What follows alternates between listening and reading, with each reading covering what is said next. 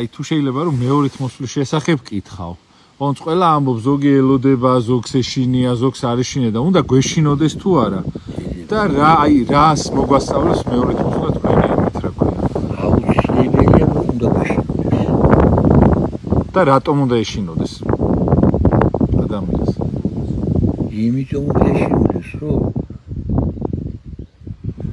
ცოდვის, ესე იგი, ცოდვის გარეშე ადამიანი ძნელად ახერხებს ცხოვრებას. ცოდვის გარეშე. ახლა მეტნაკლებად ახლა ყველაფერი ის ბერის იგივისი ისა ის დარიგება რა პასუხი რომ მივიდა შეიძლება ორი მივიდნენ ესე იგი ისა აღსარების სასაბარებლად ერთთან და ერთი დამძიმებული მივიდა რომ ესე იგი ასე ამხელა თოდვაში ჩავარდიო და წირის და იმასთან მეორე მივიდა და ახლა ჩვენ როგორც ახლა ჩვენ ახლა ჩვენი არ უკლავს კაცს და რაღაცას არ ვარ თუმცა არ ვაკაჩაღებს და იგი და დანარჩენს ესე იგი ჩვენ ესე იგი თითქოს არაფერს მიგვაჩნია სხვა ცოდვები რასაც ჩავდივარ იგი მან ასე მხიარულად უთხრა და ახლა პასუხი ის ვინაც დიდი ცოდვა იმასა დიდი ცოდვა უთხრა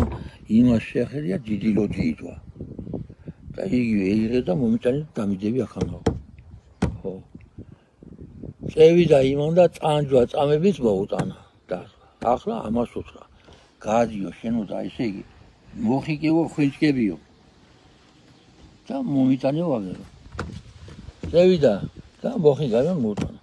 ახლა ამ ლოჯის იმას უთხრა მომტანს უთხრა წადიო და სადაც იდვა ედვა იქნე დადების უსათო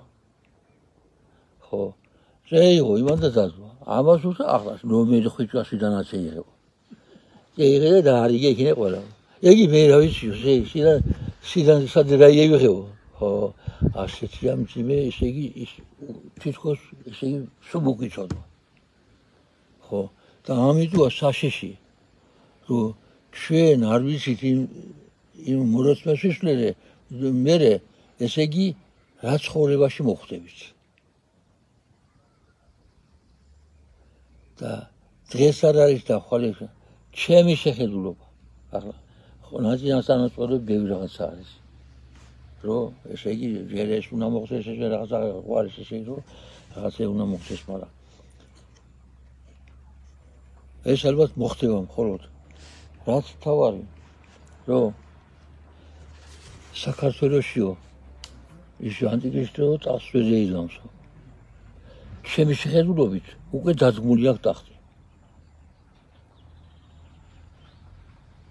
იმითი რომ აი ისეთი კანონები ისეთი ცხოვრებისკენ არის მიმართული ესე იგი დღევანდელი ცხოვრება რომ კეთდება ანტიქრისტეს იგი საქმეები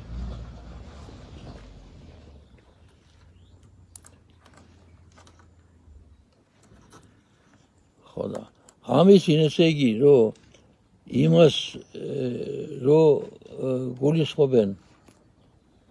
რომ ჯერ არ არის და ეგია ესე იგი თითქოს